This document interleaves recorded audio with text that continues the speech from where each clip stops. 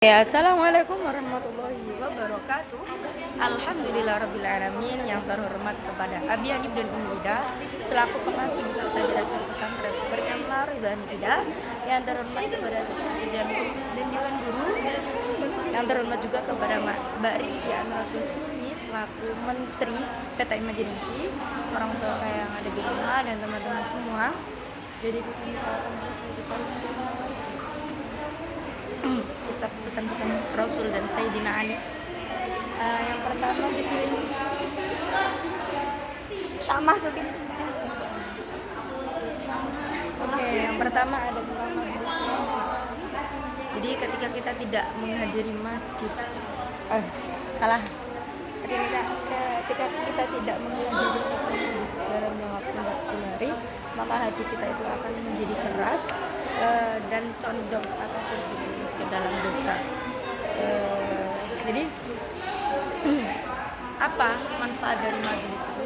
Biasanya kita di dalam masjid itu membahas sesuatu syariat agama yang mungkin belum masyhur di kalangan kita, menambah ilmu pengetahuan kita tentang keagamaan juga, dan tentunya kita mendapat pahala yang insya Allah terus mengalir.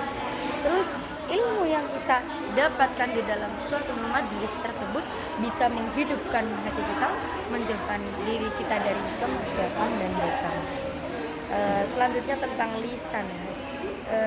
Jadi lisan kita itu mengalir seperti anjing yang gila. Jadi berkata seperti itu saja tanpa memikirkan apa akibat, resiko atau konsekuensi yang akan terjadi. Jadi kalau misalnya kita berkata dan berbuat baik, jadi kita nggak pernah tahu guys, selama ini lisan kita itu berkata, kalau misalnya kita dalam suatu majelis ya, atau memang kita sedang dalam pergaulan gitu, kita ngomong, kita nggak pernah tahu perkataan kita yang mana yang bisa menyakiti hati seseorang. Nah, di situ yang menjadi faktor utama atau misalnya menunjang dosa besar ya dari situ. Jadi kalau bisa ya jangan asal ngomong. Terus yang di sini ada juga tentang kalau insya Allah kita berkata baik, maka kita juga akan mendapat kebaikan, dan insya Allah kita akan, kalau kita udah mendapat kebaikan, kita akan mendapat pahala dan surga.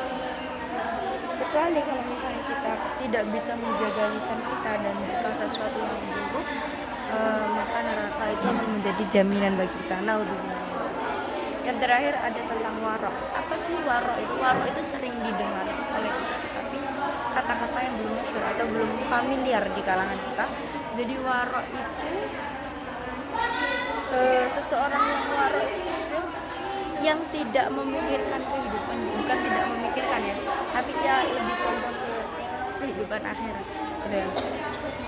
Sama seperti zuhud, beda konsep itu aja mungkin. Bukan sama sih, sebenarnya mereka berbeda, tapi seorang yang warok itu seorang yang sudah luar biasa tingkat keseimbangan antara dunia dan akhirat.